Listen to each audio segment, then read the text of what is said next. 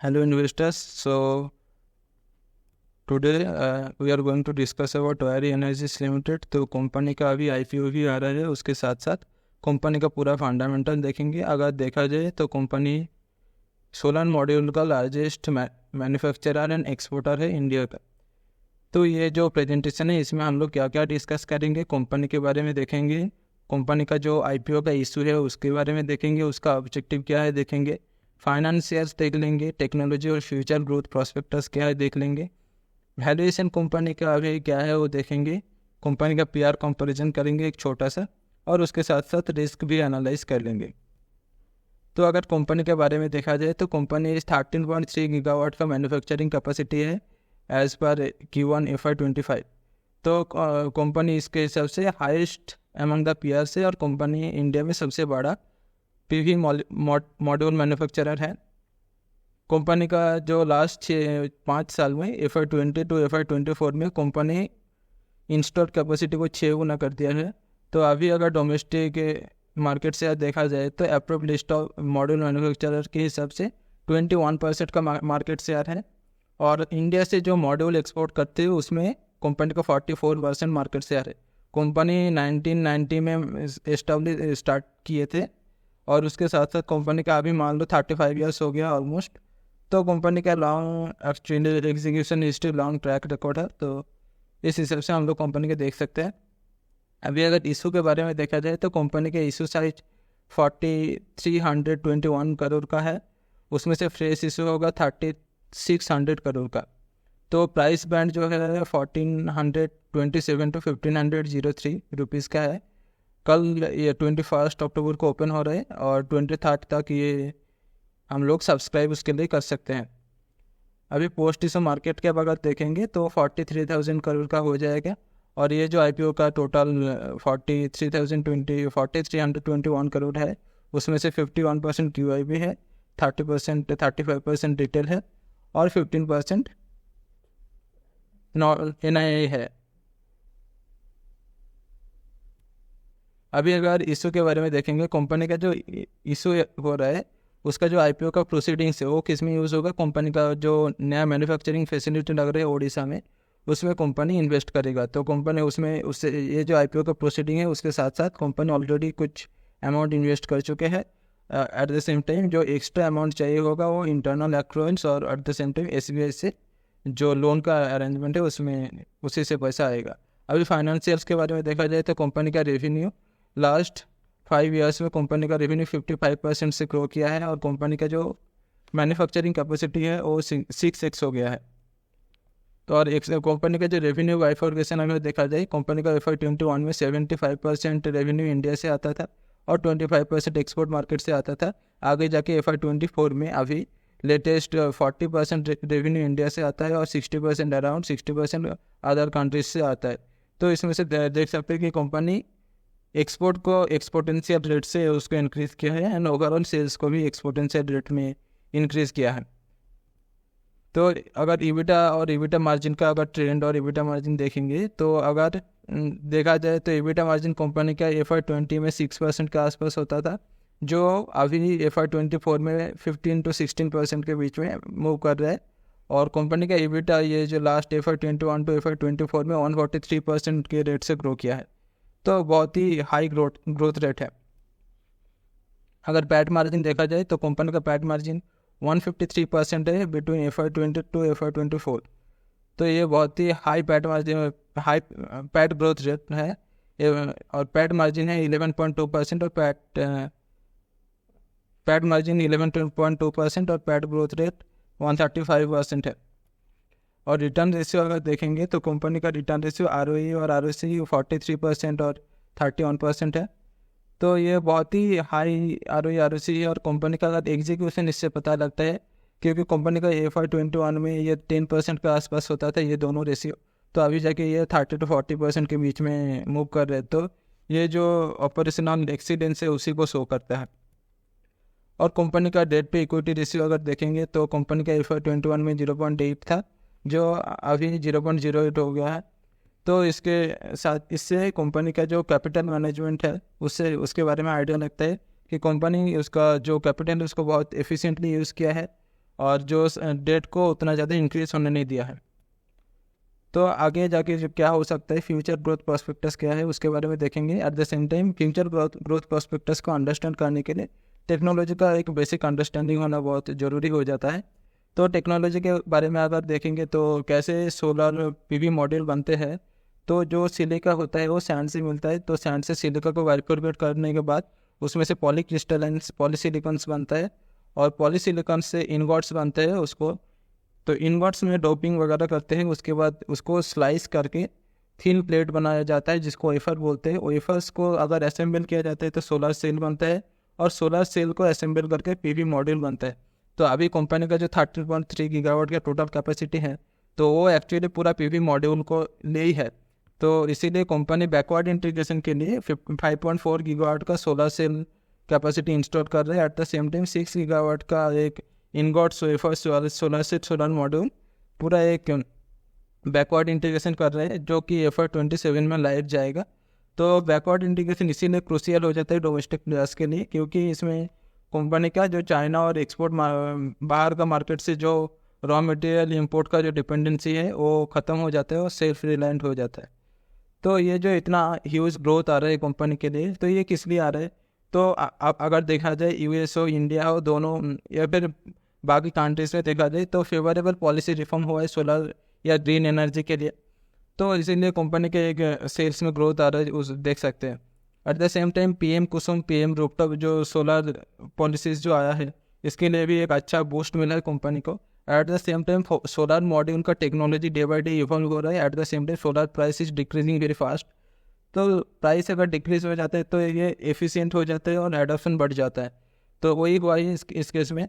तो इसीलिए इसके एडॉप्शन बढ़ रहा है, तो इसीलिए डिमांड इंक्रीज हो रहा है। At the same time green hydrogen के लिए भी एक बूस्ट है। तो इंडियन गवर्नमेंट के साथ साथ एक ग्रीन हाइड्रोजन का एक बूस्ट है कि ऑल्टरनेट फ्यूल सोर्स के तरह। तो इसीलिए ग्रीन हाइड्रोजन प्रोडक्शन के लिए भी सोलर का होना बहुत ज़रूरी है, तो इसीलिए इसका भी एक डिमांड आ रहा है। तो ये जो अपकमिंग डिमांड आ रहा है इतना ज़्यादा, इसको कैपिटलाइज करने के लिए कंपनी बैकवर्ड इंटीग्रेशन के लिए जा रहा है और कैपेसिटी एडिशन भी कर रहे हैं। तो आज के दिन में जैसे देखा जाए तो 13.3 गीगावाट का पीवी मॉड्यूल कैपेसिटी है। तो कंपनी का नया ये 5.4 गीगावाट का एक सोलर सेल मैन्युफैक्चर करने के लिए एक कैपेसिटी लगाया जा रहा है। और eight the same time 6 gigawatt का कंपनी एक फुल्ली इंटीग्रेटेड प्लांट बना रहा है, जो कि FY27 तक लाइव हो जाएगा। Eight the same time company US market को कैटर करने के लिए 1.6 गीगावाट का एक फैसिलिटी इंस्टॉल करेगा US में, जो कि FY25 में लाइव जाएगा, मतलब इसी फाइनेंशियल ईयर में लाइव जाएगा। और आगे जाकर कंपनी ग्रोथ अपॉर्चुनिटीज़ देख के उसको इंक्रीज करने का प्लान है अप टू 5 गीगावाट। तो ये जो इतना जो ग्रोथ हो रहा है, ये सब ग्रोथ कंपनी का ऑर्डर बुक में भी रिफ्लेक्ट करता है। कंपनी का ऑर्डर बुक आज के दिन में 19.9 गीगावाट का है FY24 के हिसाब से। और कंपनी अभी ग्रीन हाइड्रोजन में वेंचर कर रहे हैं। तो ग्रीन हाइड्रोजन क्या है कि ग्रीन एनर्जी यूज़ करके जब हाइड्रोजन प्रोड्यूस किया जाता है उसको ग्रीन हाइड्रोजन बोलते हैं हम लोग।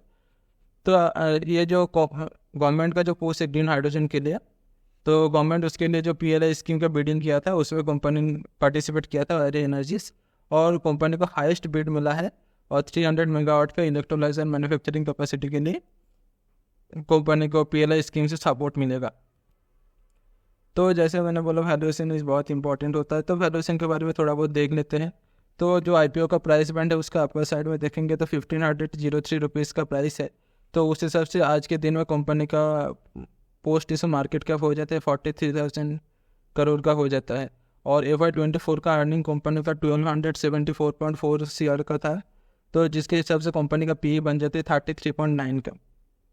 तो अभी अगर देखा जाए ये 33.9 PE ये बहुत ही मतलब ओके वैल्यूएशन है, गुड वैल्यूएशन में, बहुत ही रीज़नेबल वैल्यूएशन में मिल रहा है। तो इसीलिए लिस्टिंग गेन भी बहुत अच्छा खासा लिस्टिंग गेन एक्सपेक्टेड है, जो कि हमारा ग्रे मार्केट प्रीमियम में भी रिफ्लेक्ट कर रहा है। तो ग्रे मार्केट प्रीमियम आरओई के हिसाब से चल रहा है 95%। तो अगर ग्रे मार्केट प्रीमियम के हिसाब से देखा जाए तो ये अगर लिस्टिंग में भी इतना ही गेन मिल जाता है, मैं ये अजम्पशन लेके चल रहा हूँ, जो कि ठीक है इसके आसपास ही होगा, एग्जैक्ट तो ये होगा नहीं। तो अगर लिस्टिंग में इतना गेन मिल जाता है तो 1000 करोड़ का कंपनी का मार्केट कैप हो जाएगा, उस हिसाब से कंपनी का वैल्यूएशन हो जाता है पी रेशियो हो जाता है 64.4। तो कंपनी का जैसे ग्रोथ है, अगर ग्रोथ के हिसाब से देखा जाए तो कंपनी में अच्छा खासा ग्रोथ आगे भी एक्सपेक्टेड है, लेकिन दिक्कत इसमें है कि कंपनी का मार्केट का बहुत ज़्यादा हो गया है, तो मल्टीबैगर बनना तो थोड़ा मुश्किल लगता है, लेकिन हाँ स्टेडी रिटर्न तो एक्सपेक्ट कर सकते हैं इससे। अभी अगर थोड़ा बहुत पीआर कंपैरिजन देख लेते हैं तो ऐसे तो ये लीडर है इस सेक्टर में, लेकिन फिर भी थोड़ा बहुत nearby company premier energies को देख सकते हैं, जो कि कुछ दिन पहले आईपीओ लाया था। तो कंपनी का सेल्स अगर देखा जाए, ये वेरी एनर्जीज के लिए ये 11,397 करोड़ का सेल्स है, जो कि प्रीमियर एनर्जीज के लिए 3000 करोड़ के आसपास सेल है। तो वो सेल्स ऑलमोस्ट 4 टाइम्स है, ठीक है ना। और ये जो इबिटा है, इबिटा अराउंड 3 टाइम्स है। और eight the same time PAT margin अगर देखा जाए तो पैट मार्जिन वेरी एनर्जीज का बहुत ही अच्छा है, और लेकिन इबिटा मार्जिन पैरेलल है, कुछ खास फर्क नहीं है। लेकिन वैल्यूएशन के हिसाब से देखेंगे अगर पी और इबिटा मल्टीपल में वेरी एनर्जीज बहुत ही चीप है, ठीक है ना। तो जिसको इसीलिए आईपीओ लिस्टिंग गेन एक्सपेक्टेड है, और जिसको भी मिलेगा बहुत ही अच्छा खासा गेन मिलेगा, ये तो पक्की बात है। तो अगर आरओई आरओसी के बारे में देखेंगे तो कंपनी का आरओई बहुत ही अच्छा है, दोनों का पैरेलल है। आरओसी और एनर्जीज का बहुत अच्छा है, क्योंकि प्रीमियर में अच्छा खासा डेट होगा, तो इसीलिए इसका आरओसी उतना अच्छा नहीं। तो थोड़ा बहुत रिस्क पॉइंट जान लेते हैं, क्या क्या रिस्क है इस कंपनी में इन्वेस्ट करने से पहले। तो कस्टमर कॉन्सेंट्रेशन रिस्क है इसमें एक, जो टॉप 5 कस्टमर है वो 40% रेवेन्यू कंट्रीब्यूट करते हैं, और टॉप 10 कस्टमर 57% रेवेन्यू कंट्रीब्यूट करते हैं। तो कस्टमर कॉन्सेंट्रेशन एक सिग्निफिकेंट रिस्क बन जाता है इसीलिए। और कस्टम ड्यूटी के बारे में अगर देखेंगे तो इंडियन गवर्नमेंट अप्रैल 2022 से एक कस्टम ड्यूटी इम्पोज किया है, जो सोलर सेल में 25% है, और सोलर मॉड्यूल में हम लोगों के लिए ये 40% होता है। तो अगर ये कस्टम ड्यूटी हट जाए मान लो, तो in that case actually company significant दिक्कत फेस करेगा। तो इसीलिए अभी तो लगता नहीं है कि ये कस्टम ड्यूटी हटेगा, लेकिन अगर इन केस कंपनी गवर्नमेंट आगे जाके इसको रिमूव कर देते, then it will be a serious problem for the industry as a whole. तो प्राइसिंग और टेक्नोलॉजी रिस्क अगर देखेंगे तो टेक्नोलॉजी बहुत ज़्यादा इवॉल्विंग है, तो उसके साथ साथ कोप अप करना बहुत ज़रूरी हो जाता है। At the same time pricing is also decreasing day by day, तो ये प्राइसिंग को मीट करना है, at the same time technology को भी मैच करना है। तो ये दोनों चीज़ कंपनी को करते रहना पड़ेगा कॉन्टीन्यूस बेसिस पे। और रॉ मटेरियल सप्लाई का अगर देखेंगे तो रॉ मटेरियल मेनली चाइना और साउथ ईस्ट एशिया का जो नेशन है उससे सोलर सेल सप्लाई करते हैं। तो ये एक्सपोर्ट डिपेंडेंस एक तरह से बाहर के देशों पे डिपेंडेंस है, तो उसको जितना डिक्रीज कर सकते हैं उतना ही अच्छा है। और इसके लिए कंपनी का जो 6 गीगावाट का नया फैसिलिटी आ रहा है, वो इसके लिए काफ़ी अच्छा होगा, ये जो रिस्क है इसको मिटिगेट करने के लिए। Eight the same time export US से अराउंड 60% का रेवेन्यू आ रहा है, तो ये एक्सपोर्ट रिस्क थोड़ा सिग्निफिकेंट हो जाता है इसीलिए। तो अगर यूएस में कुछ स्लो डाउन होगा, कुछ इसके अगर एक्सपेंसेस काट होगा, तो in that case that will be difficult. So अगर सब कुछ सारे पॉइंटर्स देख के ये समझ में आता है कंपनी हाई ग्रोथ फेज में है, और आईपीओ में बहुत अच्छा खासा लिस्टिंग इन एक्सपेक्टेड है, लेकिन आगे जाके भी कंपनी का ग्रोथ अगर कंटिन्यू रहेगा तो उसमें एक अच्छा खासा रिटर्न बनने का भी उम्मीद है। तो this was all about the very analysis, पूरा fundamental analysis and about IPO also. So thank you very much for watching the video, and if you have any question in your mind, so kindly put that in the comment section. I'll be happy to answer that. Thank you.